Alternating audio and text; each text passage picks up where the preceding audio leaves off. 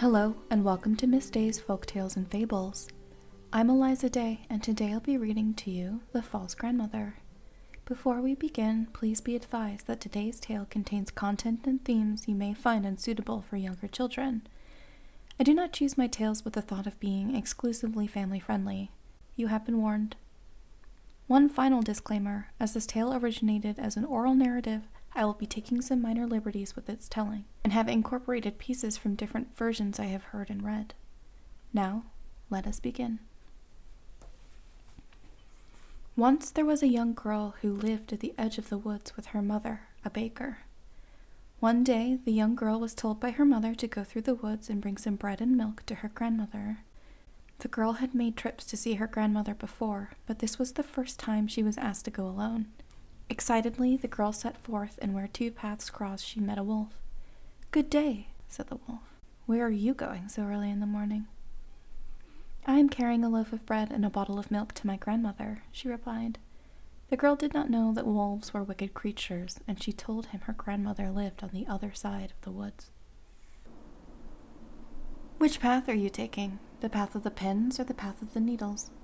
"The path of the needles," she replied. And with that the girl walked merrily on her way, entertaining herself by gathering needles. The wolf took the path of the pins and arrived ahead of the girl.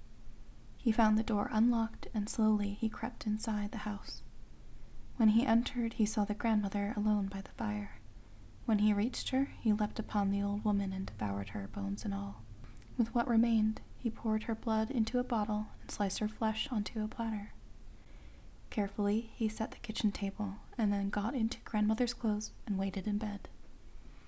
Some time later, he heard a knocking at the door. "Come in, my dear."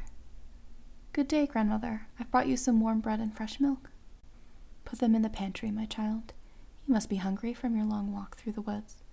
Do eat some of the meat that's on the table." And the girl ate from her grandmother's flesh.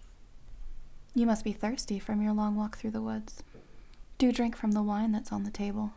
And the girl drank from her grandmother's blood. While she was eating, a little cat that watched her hissed, "For shame! The slut is eating her grandmother's flesh and drinking her grandmother's blood." When she was finished, the wolf said to her, "You must be tired from your long walk through the woods. Get undressed, my child, and come to bed with me." "Where shall I put my apron?" The wolf replied to her, "Throw it on the fire. You won't need it anymore." And for all her clothes, her bodice, her dress, her petticoats, and her shoes and stockings, she was asked where she should put them, and the wolf replied, "Throw them into the fire. You won't need them anymore." When the girl got into bed, she said, "Oh, grandmother, how hairy you are." "It's to keep me warmer, my child."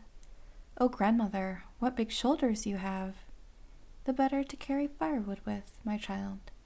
"Oh, grandmother, what long nails you have." "The better to scratch myself with, my child."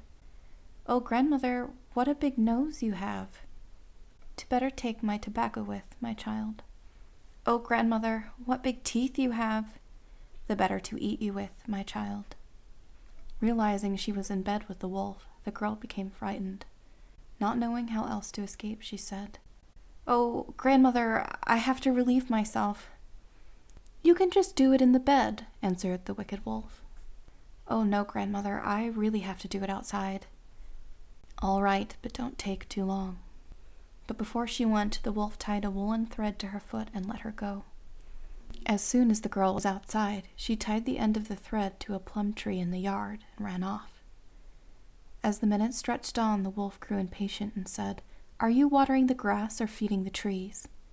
Not hearing a reply, he jumped out of bed and hurried after the girl. Seeing she had escaped, he chased her through the woods back to her mother's house, but he caught up with her too late. The wolf arrived at her home just as she had gone safely inside. That's all I have for you today. Until next time.